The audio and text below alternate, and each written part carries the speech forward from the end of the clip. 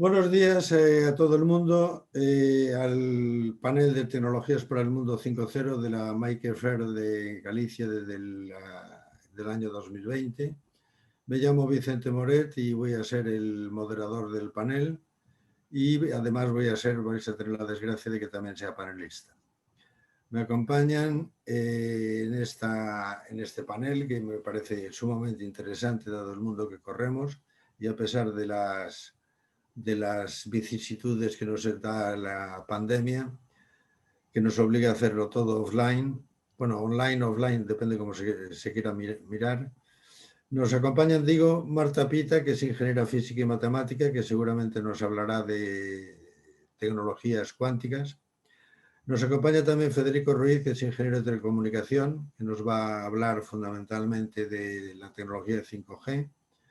Nos acompaña también José Antonio Galdón, que es doctor por la Universidad Politécnica de Valencia, y yo mismo, que soy doctor en física y licenciado en química, que también tengo vinculaciones con la computación cuántica y de eso hablaré.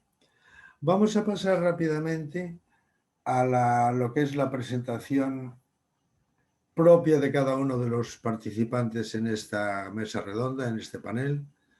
Y le voy a dar la palabra primero a Marta para que nos diga un poco qué hace y cuál es su currículum, digamos, más notable. Adelante, Marta, cuando quieras. Hola, buenos días a todos. Yo, como veis, soy la más junior del grupo, así que seguramente mi currículum sea el más corto, pero bueno, yo soy graduada en tanto matemáticas como ingeniería física por la Universidad Politécnica de Cataluña y hice unas estancias de investigación para especializarme en el área de las tecnologías cuánticas en principio y ahora mismo de la computación cuántica. En el MIT en Boston y también en Microsoft Station Q en California.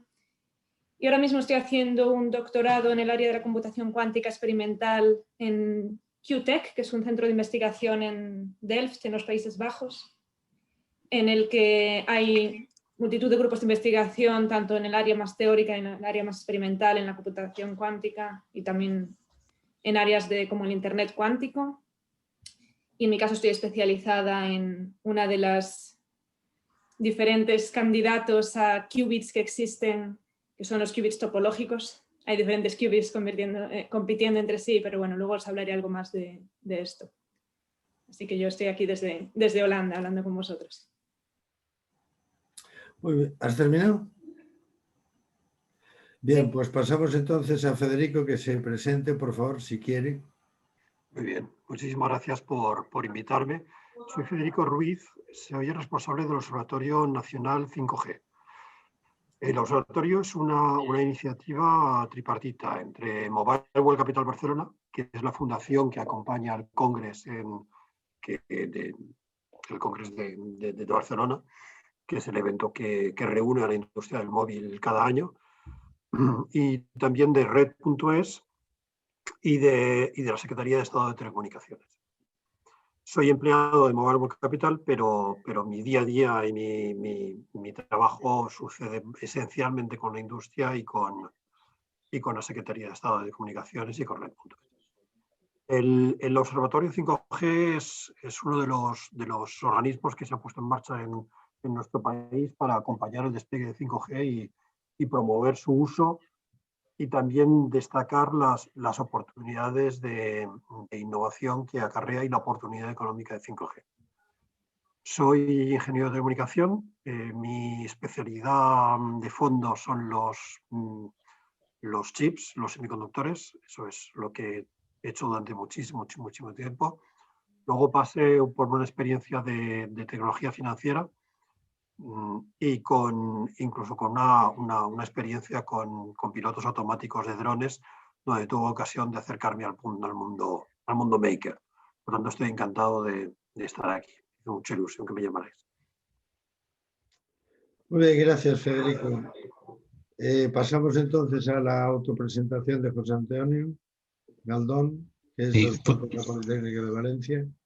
Muy bien, pues muchísimas gracias, Vicente, y por supuesto también un placer, ¿no?, el poder compartir mesa pues con estos brillantes ponentes, ¿no?, que me acompañan, y compartir las experiencias que yo creo que en definitiva son las que nos tienen que hacer más competitivos. Como ya ha dicho Vicente, soy José Antonio Galdón, soy ingeniero técnico industrial, graduado en Ingeniería Eléctrica, doctor por la Universidad Politécnica de Valencia, y la verdad es que, bueno, de mi ámbito profesional, aparte de que, bueno, empecé como empresario en el ámbito de los proyectos de ingeniería, un poco muy de aplicación, ¿no?, a la vida práctica, soy funcionario también en excedencia y, bueno, últimamente llevo unos años pues dedicándome al ámbito corporativo, ¿no?, en este caso al ámbito de las organizaciones colegiales. Soy presidente del Consejo General de Colegios Oficiales de Ingenieros Técnicos Industriales de España, 80.000 colegiados, 49 colegios a nivel nacional. Y hay una cuestión, yo creo que importante, que tenemos que poner sobre la mesa, sobre todo para que comprobéis un poco cuál es nuestro ámbito de actuación, es el que tratamos desde los colegios profesionales, aparte de que, bueno, muchas veces se nos ve como una especie de entes corporativistas. Lo que sí que tratamos de hacer, que creo que es lo que tenemos que seguir potenciando, es hacer profesionales, construir profesionales cada vez más competitivos.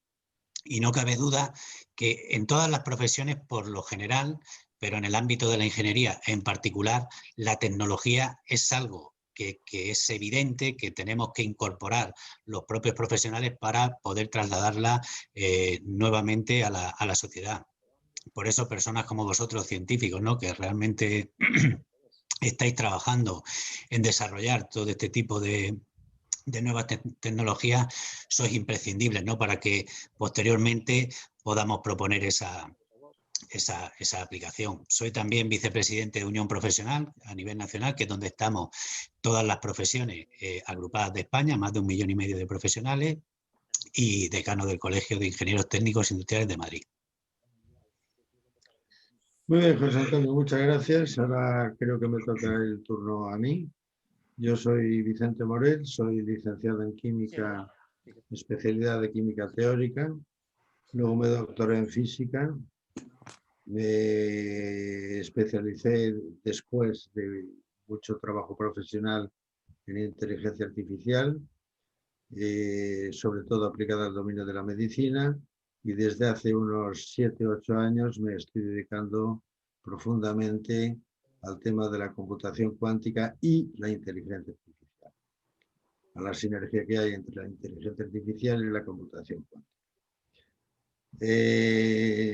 Estuve trabajando 2 años en la Universidad de Georgia, entre Georgia Tech y el Medical College de Georgia, y ahí recibí un premio por contribución significativa en el mundo de la ingeniería biomédica, que me dio la Universidad de Stanford. Actualmente soy catedrático de la universidad del área de Ciencias de la Computación e Inteligencia Artificial, y mi trabajo es, soy un poco renacentista, en el sentido de que me interesa todo. Entonces, ando a caballo entre la monitorización inteligente, la computación cuántica, la inteligencia artificial, la docencia y nada más, porque no tengo más tiempo. Y entonces, bueno, pues yo lo que voy a hablar va a ser sobre precisamente computación cuántica e inteligencia artificial. ¿Qué más os podría decir? Pues tenemos varios proyectos relacionados con este tema de inteligencia artificial y computación cuántica, y lo que haré en el turno de presentación será hablar un poco de este proyecto, y lo haré después de Marta por una cuestión lógica de enlace. Me explico. Primero hablará Marta de la cuestión de las tecnologías cuánticas propiamente dichas, si es eso lo que querías hacer. Luego te interrumpiré para añadir mi granito de arena. Luego hablará Federico Ruiz y finalmente José Antonio Galdón nos dará una perspectiva global de cómo ve el mundo de la empresa pues estas nuevas tecnologías. Y bien, sin más dilación, pasamos ya a que Marta nos cuente sus experiencias con la tecnología cuántica.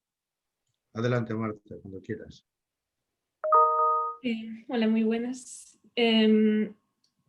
Bueno, yo me especialicé en las tecnologías cuánticas desde un punto de vista más de investigación de propiedades cuánticas de materiales, con idea de seleccionar qué propiedades y qué mecanismos pueden ser útiles para la sociedad, por ejemplo, utilizando ciertas propiedades cuánticas de los materiales como sensores, o hay muchas otras aplicaciones de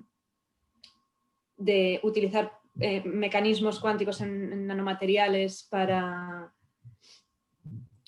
utilizarlos como aplicaciones para pantallas táctiles o para otros tipos de aplicaciones. Y realmente ahora mismo lo que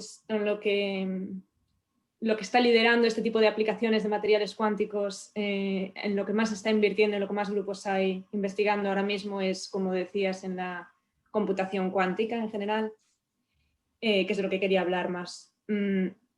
Y quizás de la computación cuántica hayáis oído hablar varios de vosotros, pero quería dar una idea general de cuál es el objetivo de desarrollar este tipo de tecnología y cómo va a impactar en nuestras vidas, porque... Me vas a chafar mi presentación.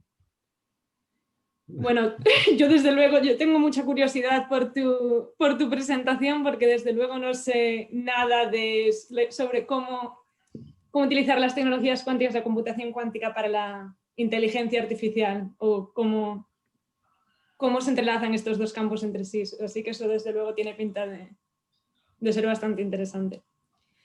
Pero bueno, ya veremos luego lo que nos superponemos. Pero vaya, la computación cuántica,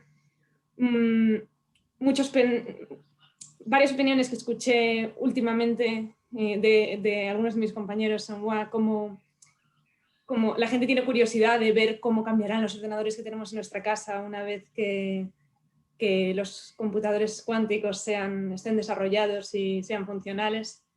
Y la verdad es que el tipo de impacto que tendrá en nuestras vidas será más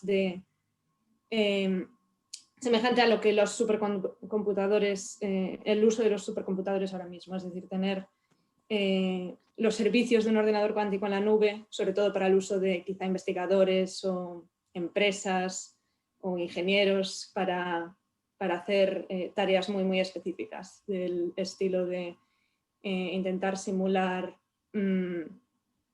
por ejemplo, reacciones químicas en las que hay interacciones entre átomos muy complejas, para las que utilizar las propiedades intrínsecamente cuánticas de los ordenadores cuánticos puede ayudar en gran medida. Y también hay grandes aplicaciones en el área de la criptografía, tanto para hacer sistemas de computación de comunicación más seguros que los que hay actualmente, pero también hay aplicaciones que se conocen que podrían romper los sistemas de comunicación seguros que utilizamos actualmente. Así que, como cualquier tecnología que se está desarrollando ahora mismo, es algo que puede tener aplicaciones muy positivas, la mayoría son muy positivas, pero también algunas que podrían ser negativas. Y hay varios prototipos de ordenadores cuánticos en diferentes centros de investigación y empresas en varios países, pero por ahora ninguno de ellos es suficientemente potente como para poder realizar tareas que sean más eficientes y que superen a lo que se puede hacer ahora mismo con un ordenador clásico. Y por eso la mayor parte de la investigación que se está realizando ahora mismo sobre computación cuántica es a nivel muy fundamental, de física fundamental o de desarrollo de los elementos básicos que componen un ordenador cuántico, que son lo que llamamos qubits. Y esto es en lo que más especializada estoy yo, ya que estoy trabajando en un centro de investigación en el que compiten de forma amigable, pero hay diferentes tipos hay diferentes grupos de investigación que apuestan por un tipo de tecnología para desarrollar un qubit, que es esta unidad básica para procesar información en un ordenador cuántico. Y la verdad es que es un ámbito ahora mismo muy interesante, ya que algunos de estos candidatos a qubits son claramente mejores en cuanto a escalabilidad para bueno, a partir de uno poder luego hacer que se comunique con muchos y poder llegar a usar tener un ordenador cuántico viable, mientras que otros candidatos a qubits son mejores en cuanto al tiempo que pueden almacenar la información sin perderla, pero tienen más problemas en cuanto a la escalabilidad o en cuanto a poderlos controlar de forma controlable y reproducible en un laboratorio. Así que es un área muy interesante ahora mismo por esta gran variedad de opciones que existen como candidatos a qubits para formar un ordenador cuántico y que en la que todavía no se sabe cuál va a ser el ganador y cuál va a ser el que se llegue a implementar en los ordenadores cuánticos en un futuro. Y nada, quería mencionar también brevemente que el área de la computación cuántica es también un muy buen ejemplo de cómo que quizá pasen en varias otras áreas en tecnologías que se están desarrollando ahora mismo. Es un muy buen ejemplo en cómo las empresas interactúan y colaboran con los laboratorios más académicos asociados a universidades. La mayor parte de la investigación que se realiza ahora sobre estos ámbitos se realiza en grupos que colaboran entre grupos académicos y empresas como IBM o Microsoft o otras empresas. Y esto hace que se desarrolle la tecnología pensando mucho en las aplicaciones, por lo que hace que se desarrolle de forma bastante más rápida que lo que se haría si fuese tanto, si no hubiese este tipo de colaboración. Así que yo creo que este es un tema también interesante para el debate. Los pros y los contras sobre el hecho de que haya este tipo de colaboraciones a la hora de desarrollar tecnologías que tendrán un gran impacto en nuestras vidas. Bueno, no sé cómo vamos de tiempo, la verdad. Sí. Bien, ahora de que te interrumpa ya. No, pues nada. Vamos a Tengo ver. ganas de escuchar lo que nos tienes que decir sobre... No, yo básicamente voy a seguir un poco tu línea argumental. Yo la idea que tengo es que, bueno, efectivamente hay problemas de integración entre la inteligencia artificial y la computación cuántica. La computación cuántica sabemos que tiene dos modelos fundamentales, que son el modelo de teoría de circuitos cuánticos y la computación adiabática, que son las dos grandes, digamos, pilares sobre los que se sustenta la computación cuántica hoy en día. Yo creo que la ciencia va muy por delante de la tecnología en este momento, puesto que la estabilidad de un qubit es algo realmente que no se puede alcanzar de una forma práctica, a pesar de que Richard Feynman en el año 1982 dijo que no se podían construir sistemas físicos reales sin tener en cuenta los efectos cuánticos, sobre todo al nivel de, por ejemplo, de José Antonio, ¿no? A nivel de microchips. La ley de Murray nos impide muchas cosas y a medida que los microprocesadores van siendo más pequeños, pues van apareciendo efectos cuánticos como el efecto túnel, en donde los electrones se nos escapan de los circuitos y, en fin, hay que desarrollar una computación completamente diferente a la computación convencional. Una filosofía absolutamente diferente. Hay que aprovechar las características del paralelismo cuántico, del principio de superposición coherente, del entrelazamiento cuántico para intercambiar información. A mí me preocupa una cuestión tecnológica que me parece importante, que es mantener la coherencia de un qubit, la coherencia cuántica de un qubit. No, se han ensayado distintos modelos, como los agujeros cristalinos, el confinamiento láser, en fin, varios tipos de modelos, pero realmente lo que está ocurriendo es que no podemos pasar de 100 qubits, por decirlo una barbaridad. No podemos pasar de ahí. Bien, esto en cuanto a las preguntas que luego podremos desarrollar en el debate. Ya dije que yo soy especialista en inteligencia artificial y resulta que un día yo tenía un extraordinario profesor de la Facultad de Química, que era Julio Casado Linarejos, que nos explicaba la química cuántica de una forma excepcional, nos introducía la notación de Dirac, etcétera, etcétera, etcétera. Bueno, acabé la carrera en el año 84, o sea, yo soy una momia fosilizada ya, pero resulta que un día cayó en mis manos un artículo que decía Quantum Computing. Lo leí y lo entendí. Caramba, yo esto lo entiendo. Y entonces ese fue el acicate que me metió a trabajar en computación cuántica. ¿Cómo enfoco yo el tema de la computación cuántica? Bueno, pues de una forma muy trivial, en principio. Utilizo la teoría de circuitos cuánticos para simular puertas lógicas cuánticas y trasladar circuitos inferenciales que se pueden conseguir con inteligencia artificial convencional a circuitos de tipo cuántico.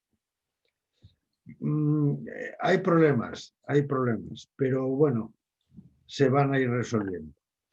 Y luego quería finalmente hablar de un proyecto que de refilón mencionaste tú, Marta, que es el proyecto, en Europa estamos compitiendo con los Estados Unidos en inferioridad de condiciones, pero hay un proyecto del programa europeo Horizonte H2020 que se llama Proyecto ENEAS, que es un proyecto de 4,7 millones de euros, en el que de lo que se trata es de llevar la computación cuántica al mundo empresarial, con aplicaciones prácticas de open source. Hay una colaboración muy estrecha entre 12 entidades que incluyen 6 empresas del tipo de Atos, por ejemplo, no sé si lo conocéis, Bull, AstraZeneca, para el tema, el tema químico que comentabas, el diseño de fármacos, y varias universidades que estamos trabajando de una forma muy intensa para que lograr aplicaciones prácticas. En mi caso concreto, y debido a mi formación de inteligencia artificial aplicado a la medicina, pues me ha tocado desarrollar, todo va a ser en open source, y vamos a desarrollar, yo estoy desarrollando un sistema cuántico basados en reglas con incertidumbre para el tratamiento de un cáncer específico de mama.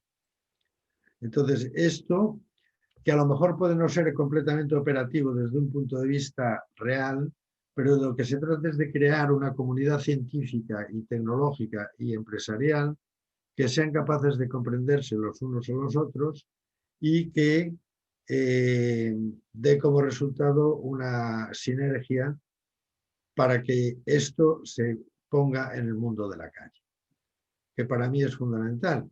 La investigación básica tiene que ser a largo plazo, la investigación aplicada a medio plazo y la investigación productiva tiene que ser a corto plazo. Yo recuerdo, y con esto voy a terminar, una anécdota de Paul Dirac, que Marta sabe perfectamente quién es, de Paul Dirac, que cuando quería unificar la teoría de la relatividad con la teoría cuántica, necesitó introducir en la ecuación de Rödinger un término que suponía la existencia de una partícula que tenía carga positiva y la masa del electrón, y le llamó positrón. Y entonces toda la comunidad científica lo puso verde. 3 años más tarde, un físico experimental encontró ese positrón en un acelerador de partículas y confirmó la teoría de Paul Dirac. Estamos hablando de los años 1926, 30. Y ahora resulta que el positrón, que nació de la física teórica más abstracta, se utiliza para curar el cáncer, por medio de la tomografía de emisión de positrones. Entonces, cualquier intento que se haga para que la ciencia luego se traslade al mundo cotidiano, yo creo que es positivo. Y con esto termino mi intervención. Ahora, si os parece, Federico nos va a hablar sobre las tecnologías 5G, si eres tan amable. Muy bien, perfecto. Pues muchísimas gracias. El 2020 ha sido o está siendo el año de 5G. Las primeras despliegues tuvieron lugar a finales del 2019 y habréis visto las marquesinas de autobuses anunciar teléfonos 5G y ya se puede contar con recepción 5G en España de todos los proveedores que tienen acceso al espectro en nuestro país. Y si no es justamente ahora, dentro de los próximos meses lo tendremos. Son los primeros pasos de tecnología 5G. Es un despliegue que llevará y una evolución del estándar que llevará 10 años. Cada nueva tecnología móvil lleva, entre que se introduce y se obsoleta por la siguiente generación o coexiste con la siguiente generación, son 10 años. A eso hay que sumar unos años anteriores de estandarización. Por lo tanto, los que veis ahora 5G y veréis poco a poco apareciendo en vuestros teléfonos 5G, lo que estáis viendo es el final de un proceso de estandarización, el comienzo de un proceso de despliegue, y escucharéis a lo mejor a veces que se empieza a hablar de 6G. Por lo tanto, con 5G tenemos una tecnología en marcha para los años 20 de nuestro siglo. Con 6G, cosa que todavía no existe, pero se empieza a estandarizar el año que viene, o a hacer los primeros pasos de estandarización, tenemos una tecnología para los años 30. Lo que es especial de 5G es que nunca antes habíamos tenido una visibilidad tan grande sobre el roadmap de 20 años, si englobamos 6G, en novedades. Tenemos una lista de cosas por implementar realmente impresionantes, algunas de las cuales todavía no son ni siquiera físicamente posibles. Si conectáis con un teléfono 5G, es posible que en los centros de las ciudades veáis de manera rutinaria velocidades de 400 megabits, de 600 megabits, de más, iremos a más. Pero también veréis que estamos muchas veces limitados por la red actual, porque el despliegue que tenemos en algunos casos es un despliegue que coexiste con la red 4G, es el despliegue no standalone, se despliega 5G aprovechando la red 4G existente. Y ahí las diferencias con 4G son mucho más graduales. Pero la idea de 5G es que nos centremos realmente en el terreno poco a poco, en el terreno del gigabit. Y en 6G, poco a poco, en el terreno del terabit. 5G añade además dos características principales, que son una fiabilidad como la que nos tiene acostumbrados el mundo cloud, fiabilidad del orden de 5, de 6, 9, y latencias del orden de milisegundos. E implementar esto a nivel de una red de comunicaciones es cualquier cosa, puede ser factible a nivel de un dispositivo de maker, de una red local, de un dispositivo industrial, pero a nivel de una red es un desafío tecnológico impresionante. Pero abre la puerta a toda una serie de aplicaciones realmente útiles. Por ejemplo, en el 2019 vimos cirugía asistida. 2 cirujanos intervenían sobre un enfermo, uno de ellos operaba. Veremos también poco a poco que la cirugía, por ejemplo, se verá robotizando, y la interacción en tiempo real permitía quitar la distancia, eliminar la distancia e interaccionar sin ninguna limitación de ancho de banda a distancia. Veremos con 5G también la aparición del 3D realmente. El vídeo ha sido el gran motor del mundo 5G, del mundo 4G, perdón, y lo que estamos viendo, si os fijáis con los primeros móviles 5G, es que vemos aparecer, por ejemplo, LiDARs y escáneres dentro de los teléfonos, y vamos a ver aparecer el mundo 3G, por lo tanto, el mundo 3D. A los que preguntan para qué necesitamos esas velocidades de cientos y gigas y terabit, dentro de muy poco lo vamos a ver. Vamos a necesitar eso y más, porque nos vamos a convertir en un mundo 3D. Todo el mundo de la realidad aumentada, de la realidad virtual.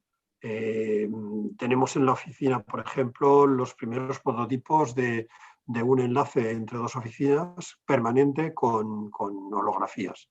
Por ahora limitadas, hay que acudir a una especie de cabina telefónica holográfica, pero realmente es impresionante. Y en el 2019 vimos en España las primeras muestras de llamadas holográficas. Es una experiencia realmente impresionante.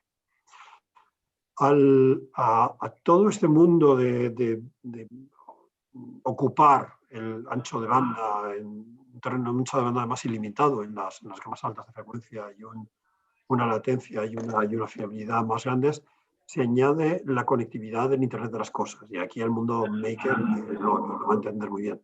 El mundo 5G engloba a toda una serie de cosas que ya existen, que es el Internet de las cosas sencillas, donde el consumo de las baterías y la duración de las vida de los equipos no tiene nada que ver con el del mundo del móvil. Se engloba todo este mundo IoT en una sola red que lo engloba realmente todo. Además virtualizada, segmentada, en muchos casos de una complejidad tal que requiere inteligencia artificial para manejarla. Escuchamos que, por ejemplo, para la ecuatorización de un canal se acude a técnicas de manera rutinaria, a maneras de inteligencia artificial. Por lo tanto, los cambios dentro de la red de puertas para adentro son al menos tan grandes como de puertas para afuera. Se introducen, y con esto termino ya, novedades que yo creo que va a interesar al mundo maker. Por ejemplo, capas físicas nuevas que permiten rellenar el gap entre el Internet de las cosas que conocemos ahora, Bluetooth, Wi-Fi, Zigbee, cosas de capacidad más reducida, pero de duración de batería más grande, y el teléfono móvil. Vamos a ver aparecer formatos como la nueva radio Lite, que van a permitir toda una serie de aplicaciones en wearables y en dispositivos, que abren realmente unas perspectivas enormes. Va a haber que volver a revisitar todas estas aplicaciones y rediseñarlas porque vamos a tener finalmente la comunicación móvil que estábamos pensando para el mundo de las cosas. Esto es un barniz de 5G pensado más bien para una audiencia de makers. Si queréis, luego pasamos al turno de preguntas y de discusión, que yo creo que será más interesante. Muchas gracias, Federico. José Antonio, tu turno. Vale, pues muchas gracias, Vicente. La verdad que, bueno, en este foro, ¿no?, de maker, ¿no?, como suele decir, que se trata también de ser útiles a la sociedad, me quedo con algunas de las reflexiones que habéis comentado, sobre todo de que vuestras investigaciones tratan de ser algo realmente que sea aplicable y que consiga mejorar las condiciones de vida del ciudadano. O sea, yo creo que desde el punto de vista de la ingeniería y de la ingeniería del ámbito industrial a la que yo represento, yo creo que tratamos siempre de mejorar la calidad de vida del ciudadano. Y lo podemos hacer en todos los ámbitos, pero siempre con aplicaciones prácticas, ¿no?, utilizando todas las herramientas tecnológicas que tenemos a nuestra disposición.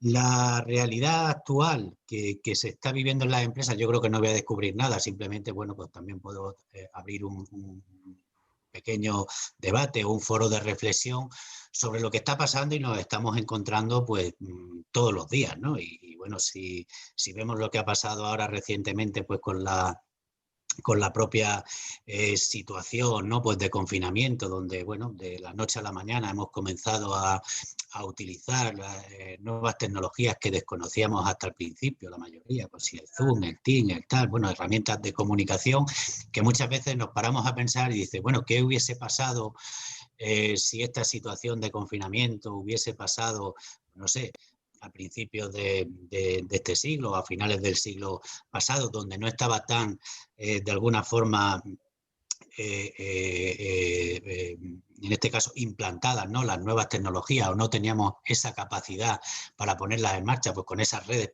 precisamente de comunicación, ¿no?, que como comentaba Federico, con esa capacidad que realmente tiene. Pues hubiésemos sufrido pues precisamente un colapso. ¿Qué es lo que está pasando hoy en día? Yo creo que en el punto de vista del ámbito industrial, ¿no? Que también es el que nosotros estamos defendiendo y tratando de conseguir, sobre todo, ya sabemos que dentro del ámbito industrial pues necesitamos que ser cada vez mucho más competitivo, y todo ello es directamente proporcional a la capacidad tecnológica de la empresa y a la capacidad de innovación. Y nos encontramos, pues bueno, pues que existe una no sé si llamarlo brecha, ¿no? Pero sí que hay una diferencia muy importante entre lo que es la pequeña y mediana empresa y las grandes empresas, ¿no? Que siempre son, en este caso, más competitivas porque utilizan más la tecnología. Hay datos que realmente llaman la atención, ¿no? Si el 14,4% de nuestro tejido productivo es únicamente el innovador, pues tenemos un 86%, ¿no? Con 6% que no está innovando, ¿no? Y eso realmente significa que no lo estamos haciendo bien. Y luego podemos poner también sobre la mesa la velocidad con la que hoy en día se están implementando todos los avances tecnológicos. O sea, es que es increíble. Y eso tiene una incidencia directa también en el mundo de vista profesional, y lo estamos detectando, ¿no? Los propios profesionales. En todas las profesiones en general es necesario un reciclaje permanente, continuo, pues bueno, de una forma más o menos moderada y constante en el tiempo. Ahora mismo la presión es total. Es total en el sentido de que todo avanza tan rápido que no sé, si estás casi 2 meses sin estar conectado, ya parece que te has perdido algo que ha sucedido durante ese tiempo y que no has conseguido aceptarte. Ya te estás quedando desfasado, ¿no? En muchas cuestiones. Por lo tanto, está cambiando muchísimo el modelo, ¿no? El modelo tanto en el ámbito de las industrias, que es algo que nos preocupa, y luego también podemos hablar también de la brecha digital de las propias personas, ¿no? Y también enfocada en los diferentes ámbitos donde esté cada uno. Bueno, en el tema de las comunicaciones, dentro del ámbito rural, ¿no? Que podemos pensar que se pueden quedar más desconectados de la tecnología. O sea, son problemas que tenemos que ir afrontando y realmente ir superando, pero con el objetivo puesto en conseguir un mundo mejor, ¿no? Y aquí siempre está, y luego lo mismo habrá ciertos debates, porque con el siempre tenemos alguna cuestión pues sobre la inteligencia artificial, cómo nos va a afectar, cuestiones éticas, ¿no? que siempre, bueno, que conviene reflexionarla y poner siempre en el centro a la persona y marcarnos unas pautas, ¿no? Unas pautas de crecimiento, de desarrollo sostenible. Pues tenemos que tener también muy presente, bueno, pues los objetivos de desarrollo sostenible del 2030, y todas las tecnologías son las que realmente nos van a ir ayudando a conseguir esos objetivos. Y para terminar, ya como última reflexión, hay una cuestión que siempre yo pongo sobre la mesa. Como siempre priorizo a las personas frente a todo lo demás, yo creo que al final somos el foco. Yo pienso que la competitividad o la capacidad tecnológica de las personas es lo que puede hacer que se traslade esa tecnología al ámbito industrial, al ámbito empresarial y al conjunto de la ciudadanía. Justo en el mes de mayo o junio hicimos un barómetro, una encuesta, junto con el Consejo General de Economistas, ¿no? Sobre cuáles eran un poco las potencialidades que veían las empresas o la industria, ¿no? Pues para superar esta situación de crisis estructural, ¿no? Que estábamos viviendo en relación a esta pandemia. Y hablaban, bueno, la que más en este caso solicitaron en el ámbito empresarial fue la digitalización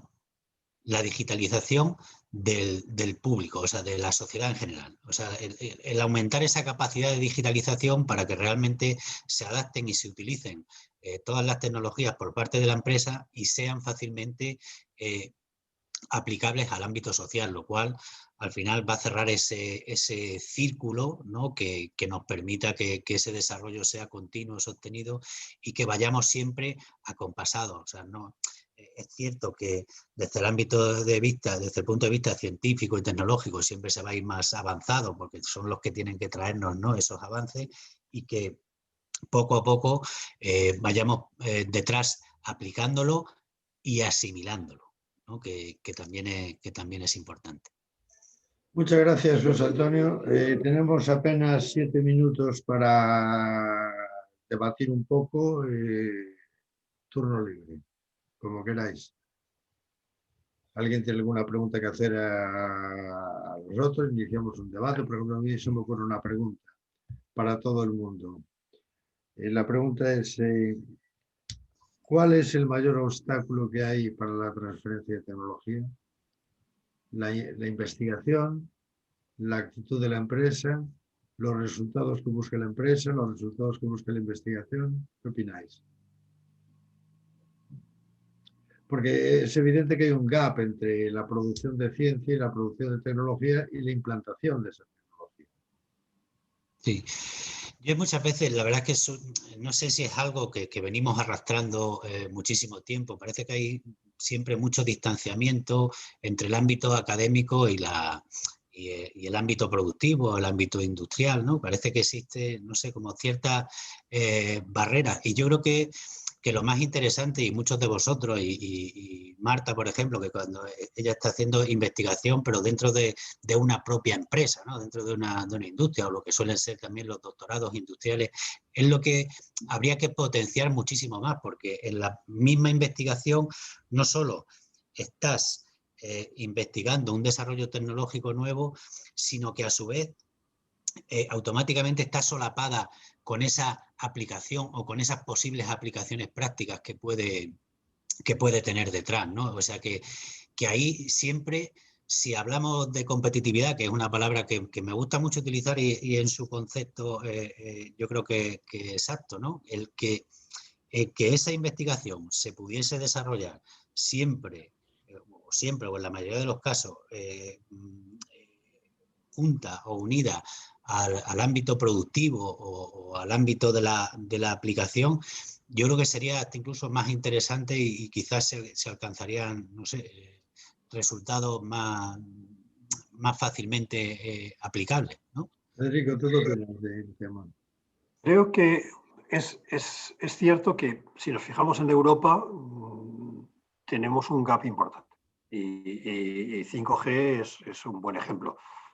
Estamos bien en cuanto a adopción de 5G, pero se nos está escapando, igual que en 3G, igual que en 4G, el impacto económico tecnológico del estándar.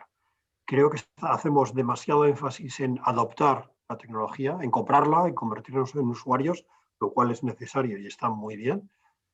Y olvidamos que muchos del beneficio económico de la tecnología consiste en desarrollarla. Y he hablado de un roadmap que tenemos de 10 y de 20 años de tecnología. Esto es un filón.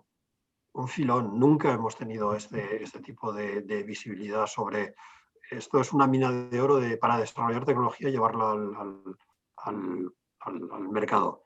Por lo tanto, complementemos la adopción de la tecnología con el desarrollo de la tecnología. Muchas gracias. ¿Tu opinión, Marta? Sí, yo quería hacer un comentario porque estoy en gran medida de acuerdo con la opinión de José Antonio de que el mover la investigación más fundamental y el trabajo en desarrollo más cerca de las empresas y con las aplicaciones más en mente es muy positivo en cuanto a que se solucionaría este gap que mencionamos entre la investigación más fundamental y las aplicaciones, pero también es algo con lo que creo que hay que tener mucho cuidado, ya que también puede tener efectos negativos, por una parte en el hecho de que se perdería un poco la libertad en la investigación científica más fundamental, de investigar lo que sea más interesante para intereses puramente científicos. Y también el hecho de que las empresas estén muy involucradas en la investigación que se realiza en general, en el hecho de que las empresas y las universidades y los centros más académicos trabajen juntos. Por una parte es, como decís, muy beneficioso y creo que es algo que ayuda mucho al desarrollo de nuevas tecnologías, pero por otra parte también hace que los resultados de esta investigación normalmente no sean open access, que no sean públicos para acceso de todo el mundo y para uso, sino que estén muy asociados a la empresa que contribuyó a desarrollarlos. Lo que en algunos casos puede ser positivo y justo, pero en otros casos puede hacer que los resultados de esta investigación no estén disponibles para todo el mundo y no sean totalmente públicos. Porque en este tipo de cosas yo creo que hay que tener mucho cuidado cuando se hacen este tipo de acuerdos y cuando se empieza este tipo de investigación más fundamental, más cercana a las empresas, hay que tener bastante cuidado con este tipo de aspectos. Bien, perdón, estamos ya fuera de tiempo. Voy a dar entrada al público por si quiere hacer alguna pregunta. Solamente 3 preguntas, si alguien quiere hacer algún comentario. Lo que pasa es que no veo el icono. Hola Vicente, mira, con esto ya estaría, no nos ha llegado ninguna cuestión y nada, simplemente dejar de ir para que puedas cerrar la mesa. Bueno, pues entonces, a pesar de que hay 23 participantes en la sesión, ninguno se atreve a hacer ninguna pregunta, con lo cual nos sentimos todos muy aliviados porque suelen ser preguntas comprometidas. Nada más agradecer a todos, a Marta Pita, a Federico Ruiz, a José Antonio Galdón, su extraordinaria participación en este panel, que me ha parecido muy interesante, y agradecer a Maker Faire el habernos invitado a explicar un poco lo que hacemos, tanto desde un punto de vista científico puro, como desde un punto de vista tecnológico, como de un punto de vista de transferencia de tecnología, representado aquí por nuestros 3 ponentes. Muchas gracias a todos y muy buenos días. Gracias. Muchas gracias.